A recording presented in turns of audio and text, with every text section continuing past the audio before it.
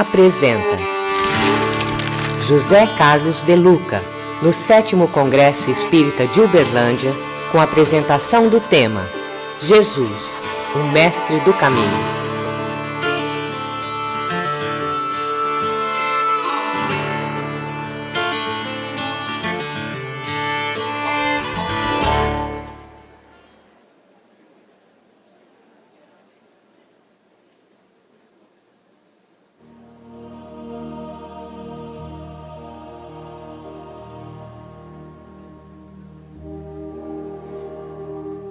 De Luca já está chegando, viu, gente? Eu juro para vocês. Só uns minutinhos aqui.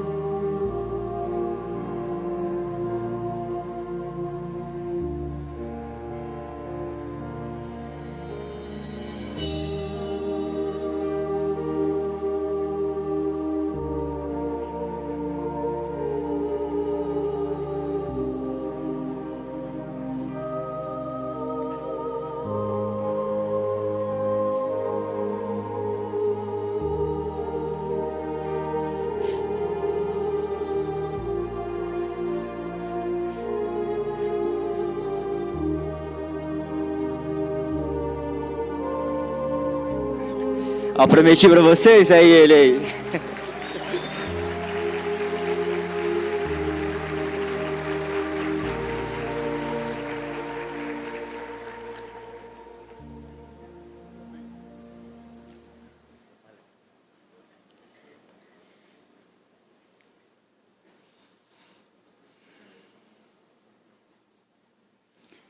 Muito boa tarde, queridos amigos. Mas que desânimo esse boa tarde. Vamos tentar outra vez. Boa tarde. Boa tarde. Muito bem. Acordamos até os obsessores agora. Alegria muito grande poder estar aqui com vocês, com os amigos que também nos acompanham pelas redes sociais da Web Rádio Fraternidade.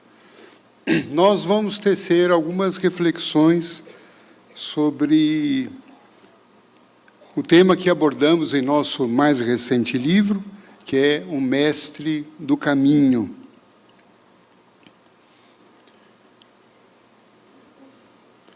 E nós gostaríamos de destacar 2 pontos que, de alguma forma, compõem a estrutura central desse livro.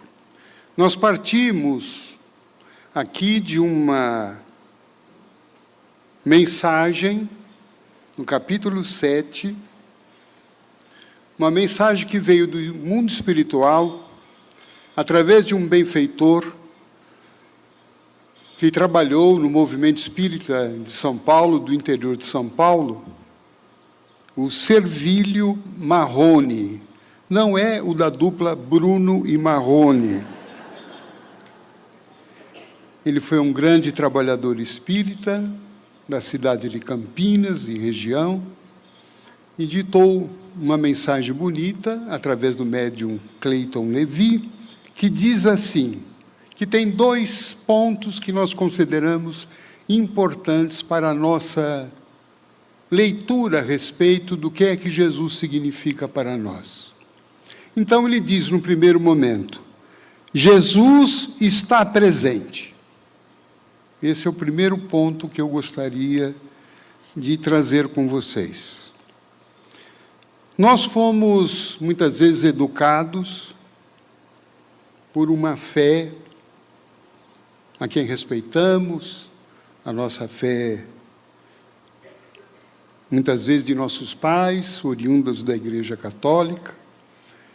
E o que foi que nós geralmente aprendemos na segunda aula de catecismo, vocês lembram? Quem é que fez catecismo aqui? Levante a mão, vamos ver. Olha.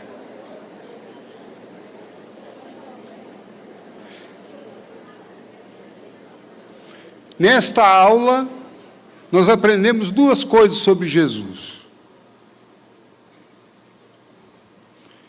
Primeiro, onde ele estava, e segundo, o que é que ele estava fazendo.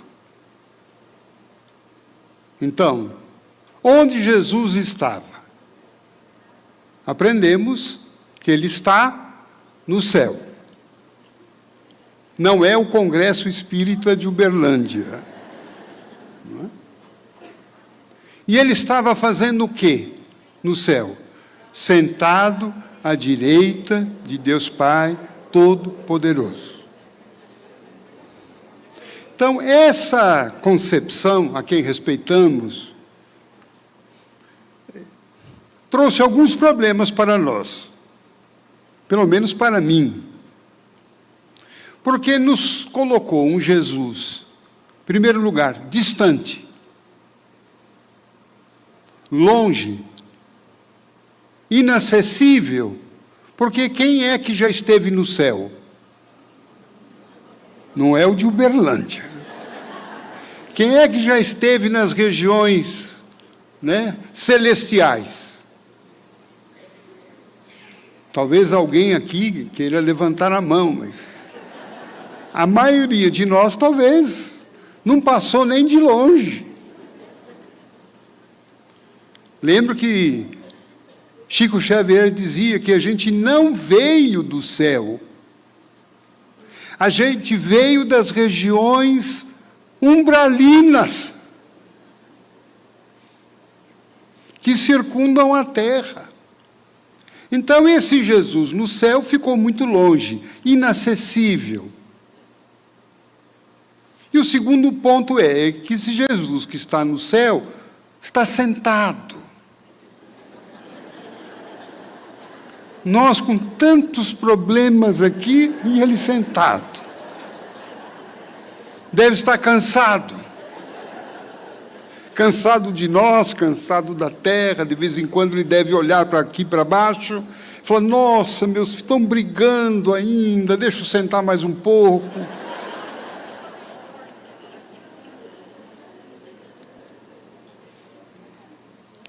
Afora a concepção de que esse Jesus também era Deus.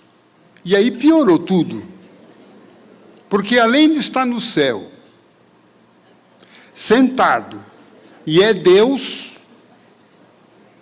como ele pode me inspirar a ser como ele, se eu sou diferente dele?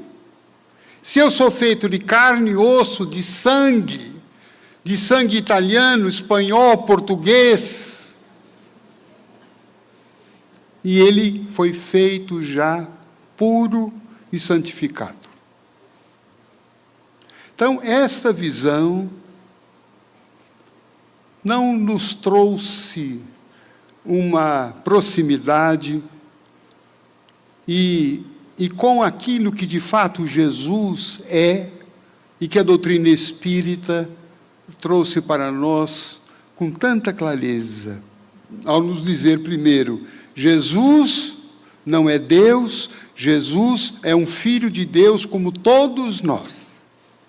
E ele foi feito da mesma substância que nós somos. E que ele percorreu todos os degraus que nós estamos percorrendo. Então, isso já nos aproxima. Isso já nos faz pensar que Jesus sente e sabe o que eu sinto, o que eu sofro, porque ele também sofreu. O que é o trabalho de desenvolvimento espiritual que ele fez. As dificuldades, as vicissitudes, os problemas, os desafios, as fraquezas humanas. Então isso já traz um Jesus que é mais próximo a nós. Um Jesus mais interessante, que de fato pode nos servir de guia e modelo, conforme a doutrina nos apresenta. E mais do que isto, esse Jesus, que não é Deus, que é um espírito como nós, declarou Ele mesmo que Ele seria e que Ele quer ser nosso amigo, conforme consta do Evangelho de João. Eu os chamo de amigos. Isto é impactante. Isto é revolucionário.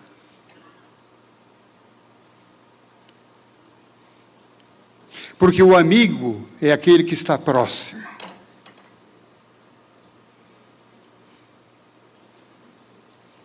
O amigo é aquele que nos compreende. É aquele que nos acompanha. É aquele que é fiel, que é leal, que está conosco nos bons e nos maus momentos. Este é o amigo. E esse amigo, quando esteve aqui encarnado entre nós, ao se despedir, quais foram as suas últimas palavras? Vamos voltar, quinta aula do catecismo, lembra? Quais foram as últimas palavras dele?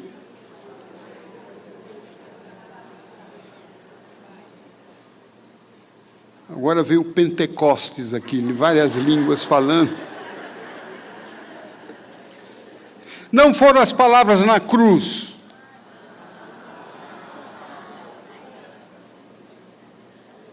Não é? Porque depois da cruz, o que aconteceu? Ele ressuscitou, não em corpo material, mas em corpo espiritual. Tanto é que a capa do livro, põe a evidência de vocês aí, é ele saindo do túmulo, da sepultura. Ou seja, um Jesus que continua vivo. E onde que ele foi ao sair da sepultura? Foi encontrar os seus amigos. E eu creio que essa caminhada dele nunca parou.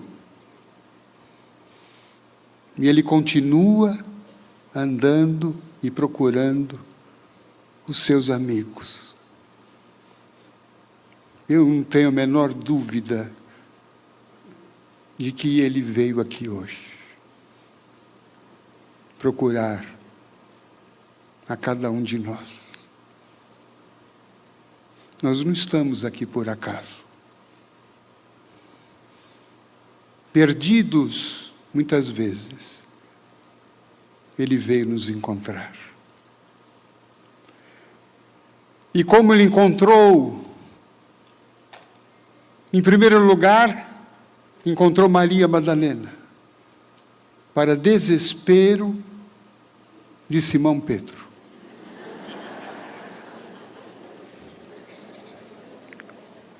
Imagine,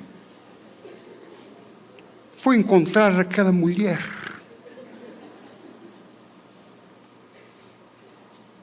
que dizia que tinha 7 demônios. Mas ele encontra depois, um a um, os discípulos de Emaús, até que encontra todos. E depois de estar com todos, por quanto tempo? Pasmem, 40 dias. E no final dos 40 dias, ele enfim disse, agora vocês precisam caminhar. E então, quais foram as últimas palavras dele?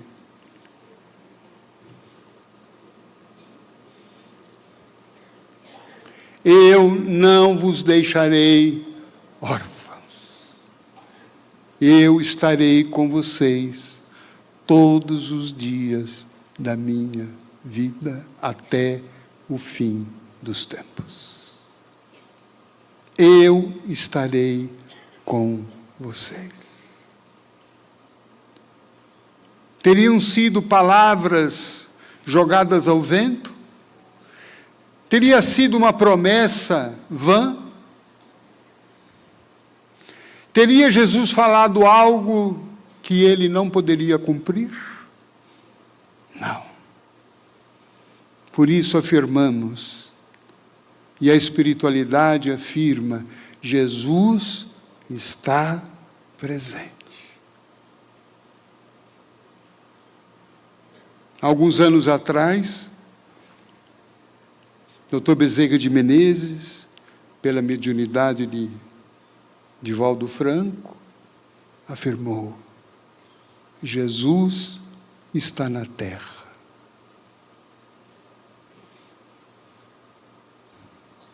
Jesus está na terra.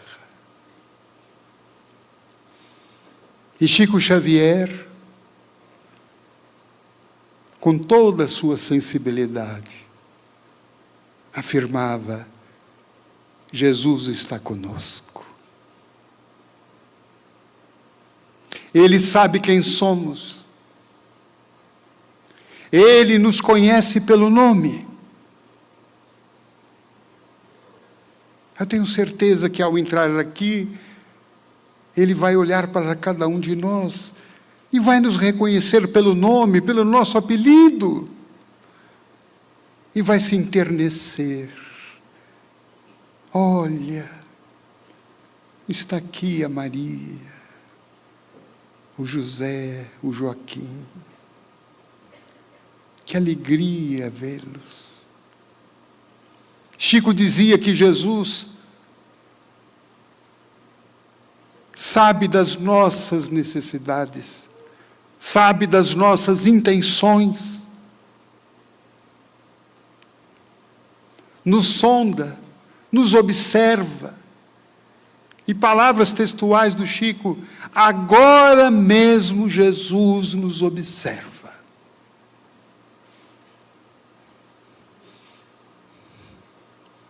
Sinta isso.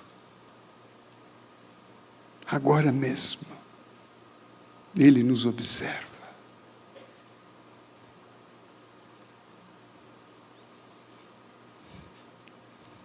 Ele não queria se isolar nas regiões das alturas celestiais e nos deixando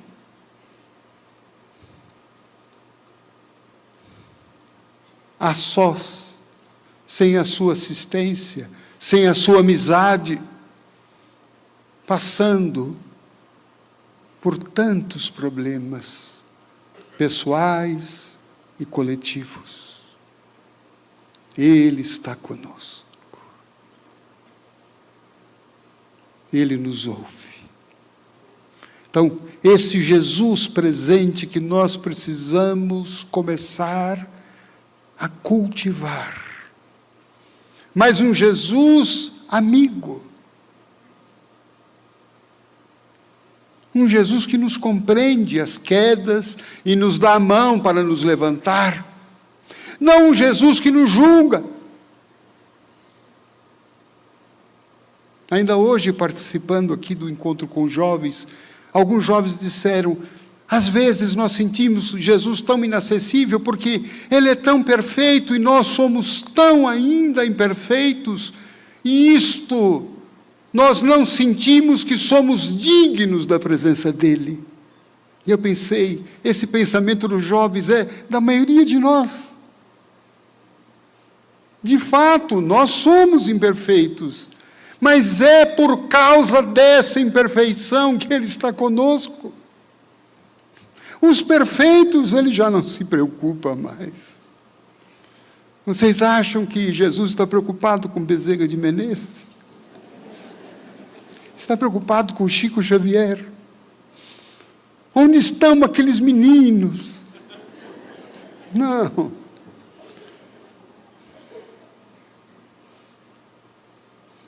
Ele está preocupado conosco.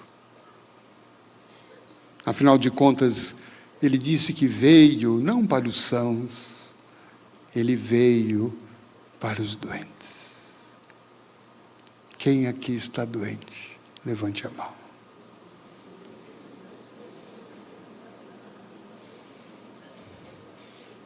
Estamos aqui 2.000 pessoas,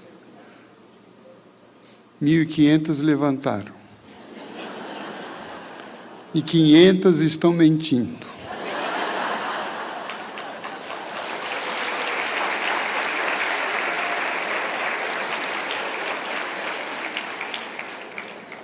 A gente pode não estar doente do corpo, o que é uma questão de tempo. Mas a gente está doente da alma, a gente está doente das emoções. Quem é que tem saúde emocional equilibrada? Quem aqui é uma pessoa zen? Zen paciência, né?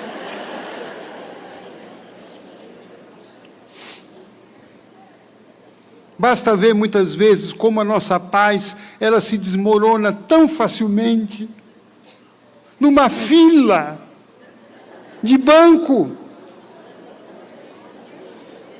Se a gente quiser fazer um teste de reforma íntima, vamos analisar o nosso comportamento em filas. Fila de trânsito, fila do banco,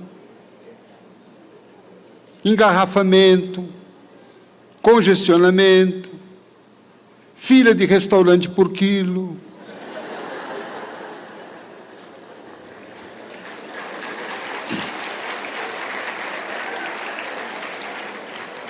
Aquela simpática senhora na nossa frente, examinando a folha de alface, para baixo e para cima, e nós atrás dela, vibrando muito.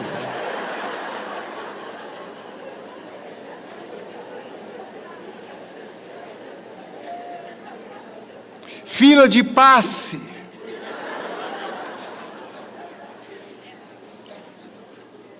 Eu estava em um centro espírita em São Paulo outro dia, e havia uma fila para entrar na sala de passe, e um senhor muito impaciente aguardava a sua vez. Mas quando chegou a vez dele, chegou um assistido da casa, numa cadeira de rodas, estava numa situação difícil, e passaram à frente desse irmão. Ele ficou inconformado. Ele bateu assim na porta da sala de passe. O irmão abriu, assustado, e ele perguntou: até quando eu vou ter que esperar para tomar esse passe?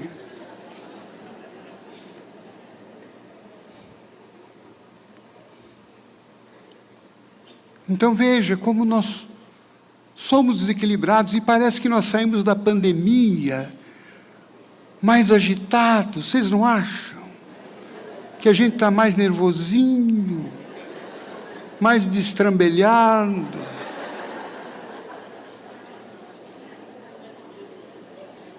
Mais ansioso. Parecendo que o mundo vai acabar. Então Jesus veio para nós. Não para nos julgar, para nos ajudar. E por isso Ele nos ensinou o caminho.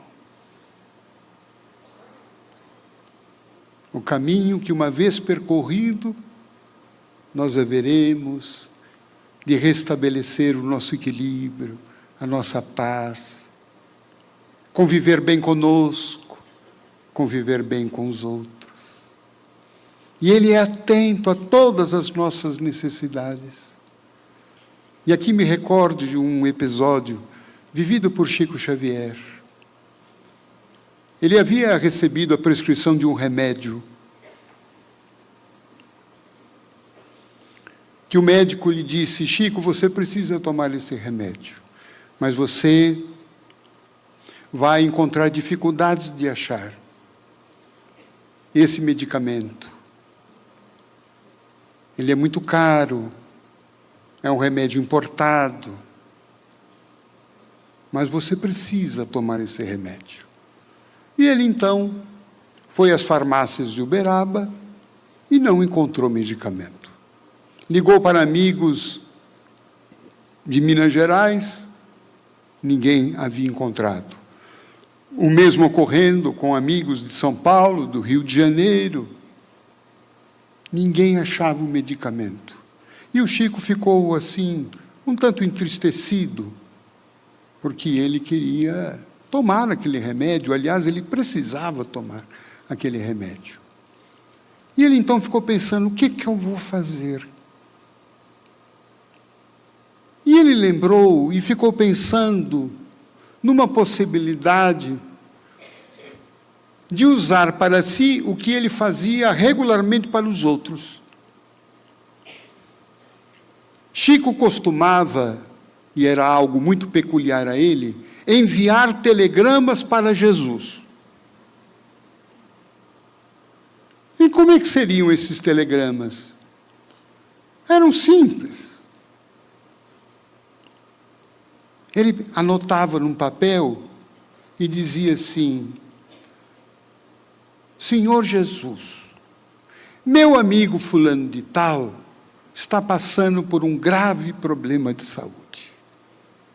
Peço com urgência que o senhor olhe por ele. Assinado Chico Xavier. Então, todo amigo que estava passando por uma dificuldade, toda pessoa que escrevia a ele estava num caso muito grave, Chico fazia telegrama para Jesus. Mas ele ia no correio? Não. Ele escrevia, dobrava o papelzinho e colocava na sua mesa de trabalho. E falava para a pessoa que trabalhava na sua casa: não mexa nesses telegramas para Jesus.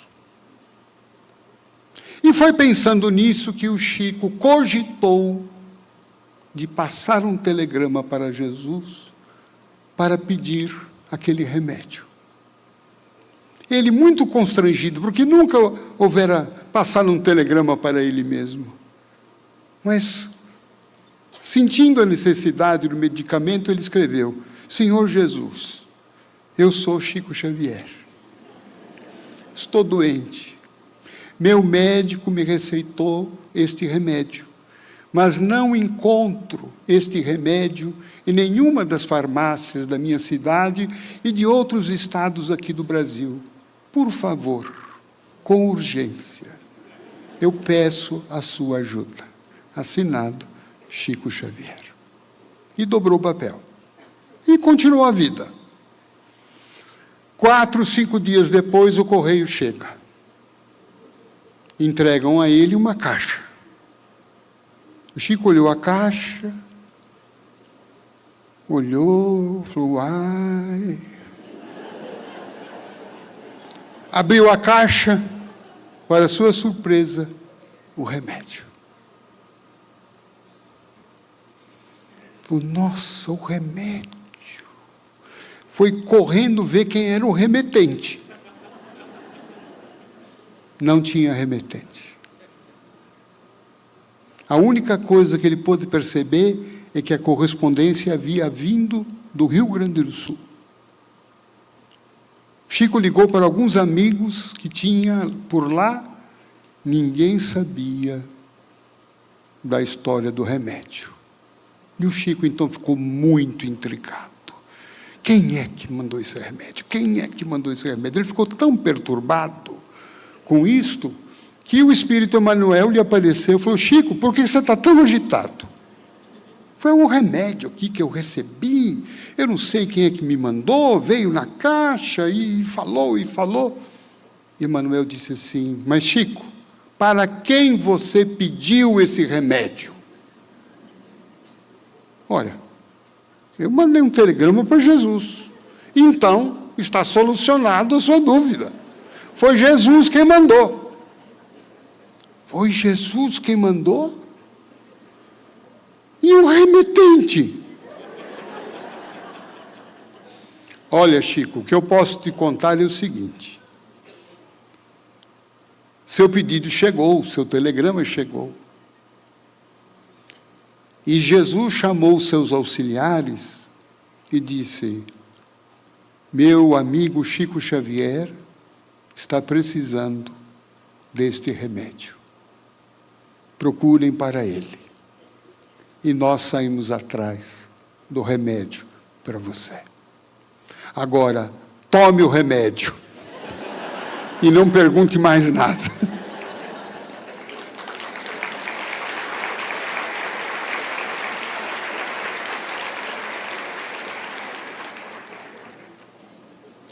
Depois, quem quiser, eu tenho um papelzinho de telegrama aqui, posso... Então, vejamos que coisa interessante. Muitas vezes me perguntei, como é que Chico Xavier, como é que Jesus pode conhecer a todos nós? Somos 8 bilhões de encarnados. Se a população de desencarnados é 3 vezes mais, 24 milhões de espíritos. Então, ao todo vai dar quanto? 32 bilhões. Como é que Jesus pode conhecer a todos, estar ao lado de todos? Como é que ele pode estar aqui, pode estar na Austrália, na China? Eu fiquei intrigado com isto. E, novamente, me socorro de Chico Xavier. Porque Chico tinha algumas coisas muito peculiares. Muitas pessoas diziam que conviveram com ele, que não se podia pensar ao lado dele, porque ele captava o pensamento das pessoas. Na fila de autógrafos, quando ele autografava os seus livros, as pessoas estavam na fila, ficavam ali horas e horas, e as pessoas pensavam assim: nossa, Chico Xavier está gordo. Nossa, essa peruca do Chico, que horrível. Nossa, o Chico Xavier está parecendo um sapo. E aí, quando elas chegavam na vez delas, de autografarem, chegavam: ai, Chiquinho, lindo, né? E ele virava para as pessoas e dizia assim: ah, minha irmã, está tão duro fazer regime. Para outra ele disse: ah, os sapos também são de Deus. E para outra disse: ah, minha irmã, estou procurando uma peruca nova. Ele falava o nome das pessoas sem conhecê-las. Como isso era possível? A NASA esteve para pesquisar Chico Xavier. E fizeram testes para poder medir o tamanho da aura de Chico Xavier. Quanto será que mede a nossa aura? Vocês já mediram? Alguém já falou para vocês?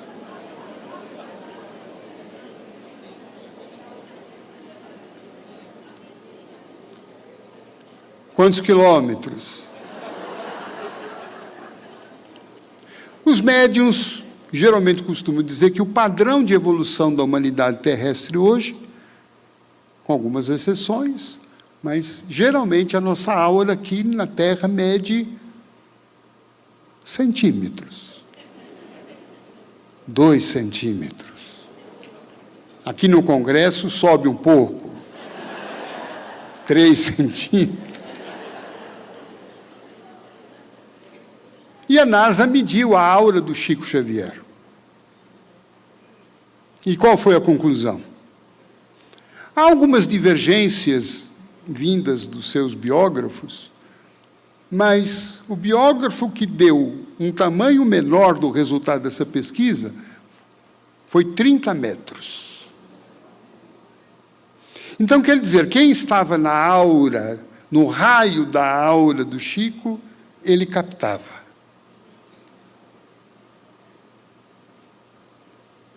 Agora eu pergunto, qual é o tamanho da aura de Jesus?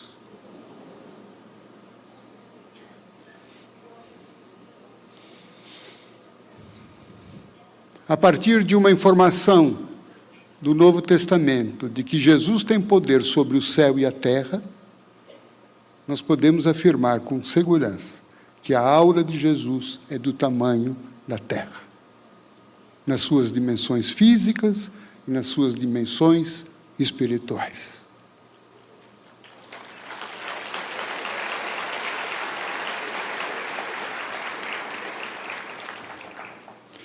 Por isso que não há um canto sequer, uma pessoa sequer,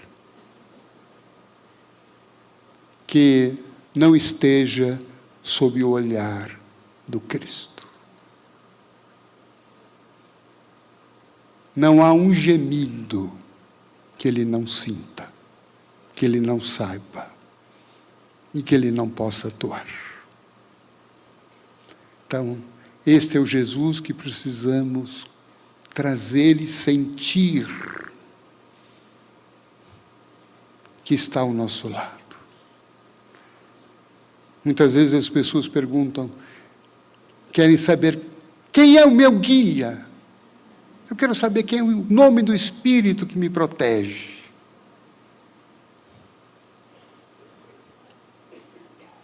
Que tal Jesus? Ele é o nosso guia. Claro que há outros, mas nenhum mais importante que Ele. Então, saber que Ele está ao meu lado, que Ele me acompanha, que Ele me ajuda, que Ele me ouve. Mas há mais um detalhe.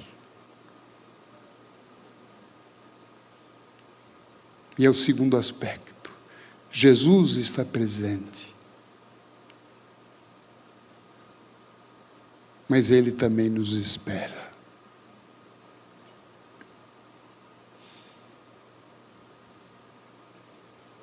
Ele está esperando o convite que Ele nos fez. Vinde a mim. Vem.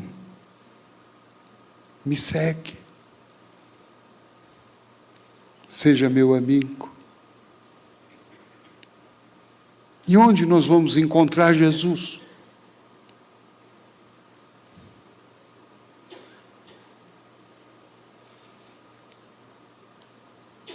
Muitas vezes, achamos que é no templo, que é no centro, que é algum lugar místico. Mas onde encontrar Jesus? E Ele nos deu uma pista, uma senha.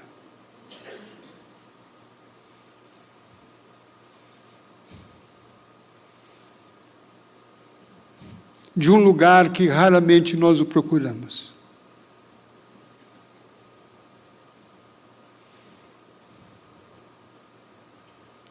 Quando Ele disse aos seus discípulos, todas as vezes em que vocês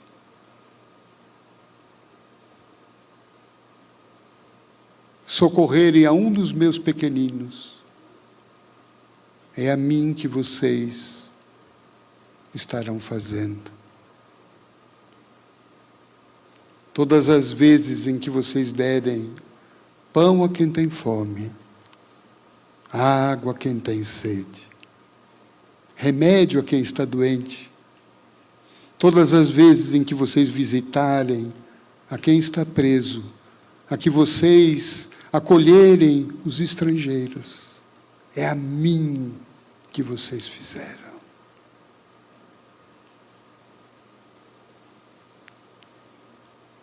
Jesus está no outro. Eu demorei tanto para entender isso.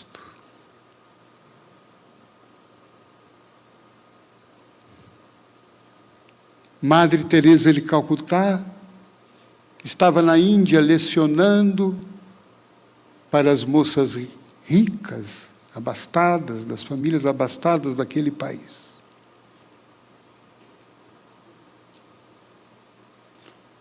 Todos os dias, ao passar de frente ao altar, ela se ajoelhava.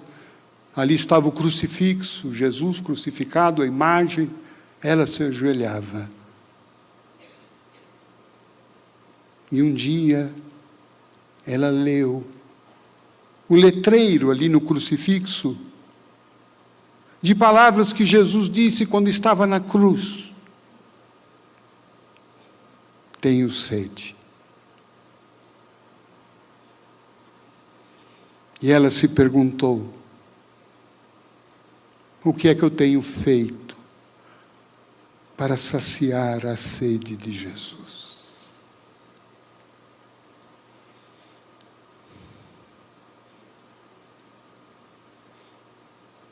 E ela percebeu que pouco ou quase nada estava fazendo. E foi então, a partir dessa reflexão, dessa tomada, dessa conversão, dessa mudança de rumo, que ela vai procurar Jesus nos desvalidos, nos desprotegidos, nos indesejáveis, nos reprováveis socialmente. E passa a escrever uma das histórias mais belas do amor cristão na face da terra. Ela vai procurar Jesus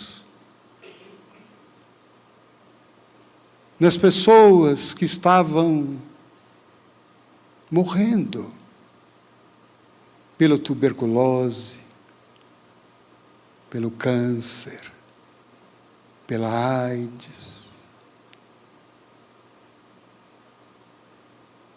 Os doentes terminais que eram jogados, ainda vivos,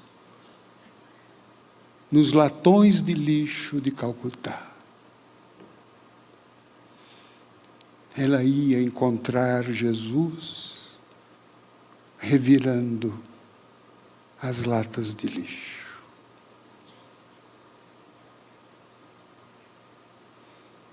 Encontrava os doentes, já quase desfalecidos. E ela os retirava, enxugava o rosto, dava-lhes água.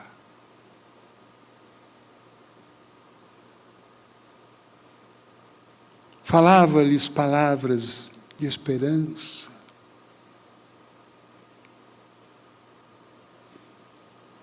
E um deles perguntou a ela: minha irmã, qual é a sua religião?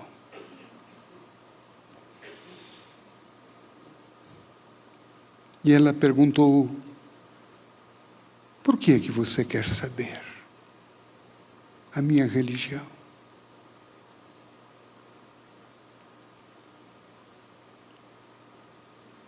Eu quero saber porque eu quero morrer na sua religião.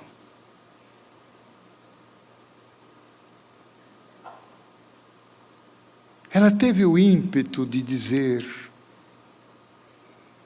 a princípio, que a religião dela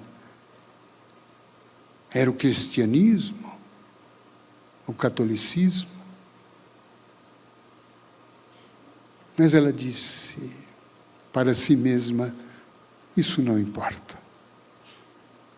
Virou para aquele irmão que estava fazendo a sua passagem e disse: a minha religião mesmo é o amor.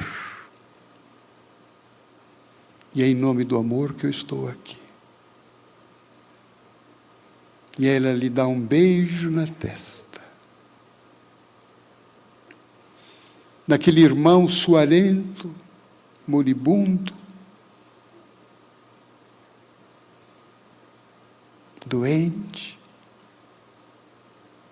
contagioso,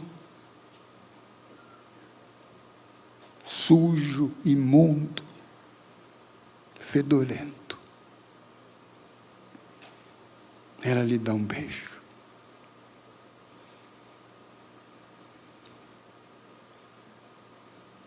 E ele fecha os olhos para a vida física. Desperta no mundo espiritual, conhecendo o amor. A única mensagem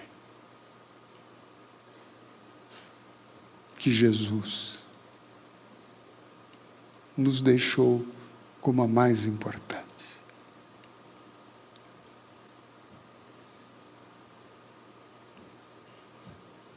O mistério, o paradoxo da mensagem do Cristo, de encontrá-lo na pessoa do outro que sofre, é o enigma que resolve o nosso sofrimento.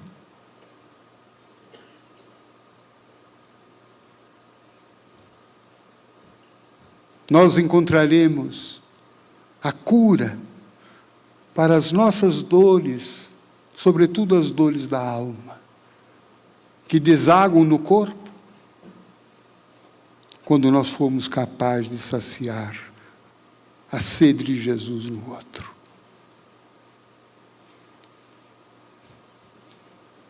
Semanas atrás, em dias de muito calor em São Paulo,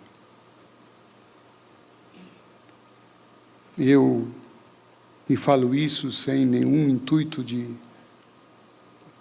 promoção pessoal, mas comprei uns vasilhames d'água, umas garrafas, para levar a moradores de rua. Estava eu, um dos meus filhos. E andamos pelo bairro, mais ou menos na hora do almoço.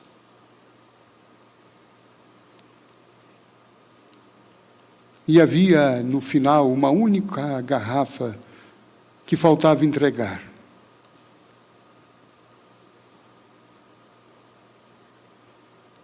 Já havíamos ali andando umas 3 ou 4 horas. E aí avistamos um irmão caído na sarjeta. E, curiosamente, eu estava morrendo de sede. E eu olhava por aquela garrafa e dizia, tomo eu ou dou? E fiquei naquele impasse. Mas ao olhar aquele irmão caído na sarjeta, eu falei, não, vamos dar a ele. Ao chegar em casa, eu tenho água. E demos. Ele viu a garrafa, ele ficou tão feliz, abriu na hora, e ele começou a tomar, e tomar, e tomar, e eu acompanhando, ele tomando aquela água com uma necessidade, com um prazer.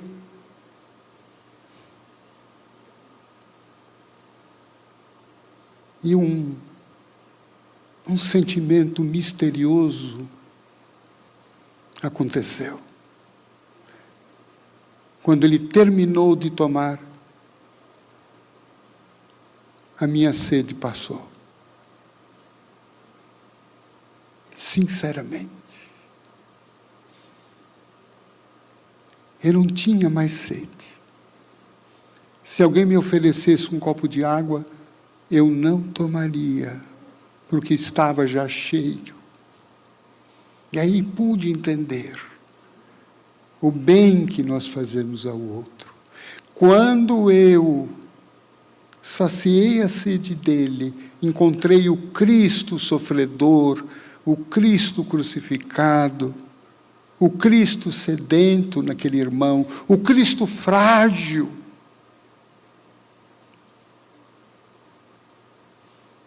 Cristo se fez frágil.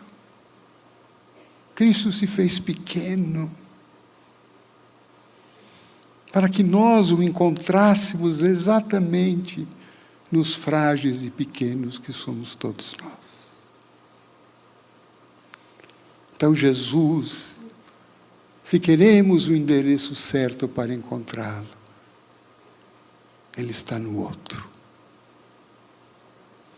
Eu gostaria que a gente pudesse fazer essa experiência agora. Vamos ficar de pé.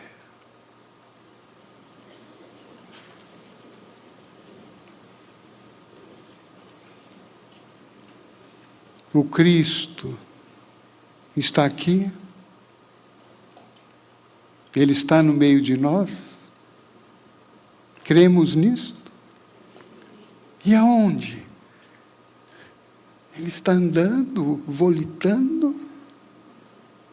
Não. Ele está dentro de cada um. E está com sede. Sede de ser amado, de ser tocado, de ser querido. Não de ser julgado, apedrejado, crucificado.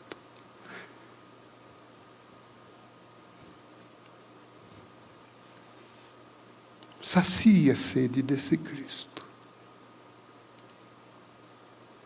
Olhe para o seu irmão da direita, da esquerda. Faça desse momento o teu encontro com Jesus. Abrace. Fale alguma coisa do teu coração.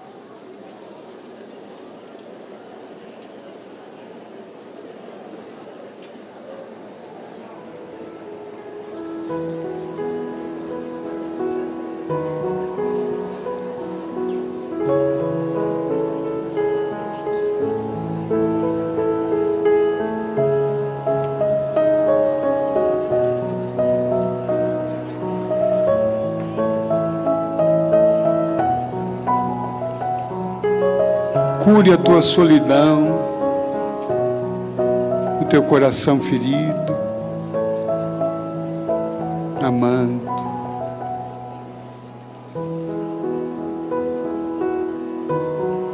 E eu proponho que agora a gente possa cantar uma música muito bonita. Vamos ficar de pé ainda. De Roberto Carlos. Como é grande o meu amor por você. Nós vamos dedicar essa música a Jesus. O nosso grande amor é Jesus. Mas não o Jesus que está sentado à direita do Deus Pai, mas um Jesus que está escondido no teu irmão. Vamos? Então nós vamos cantar olhando um para os outros. E eu vou puxar aqui do meu jeito. Eu tenho tanto para te falar, mas com palavras não sei dizer. Olhando do lado agora, hein? Como é grande o meu amor por você. E não há nada para comparar, para poder lhe explicar como é grande o meu amor por você. Nem o céu, nem as estrelas, nem mesmo o mar e o infinito não é maior que o meu amor, nem mais bonito. Me desespero a procurar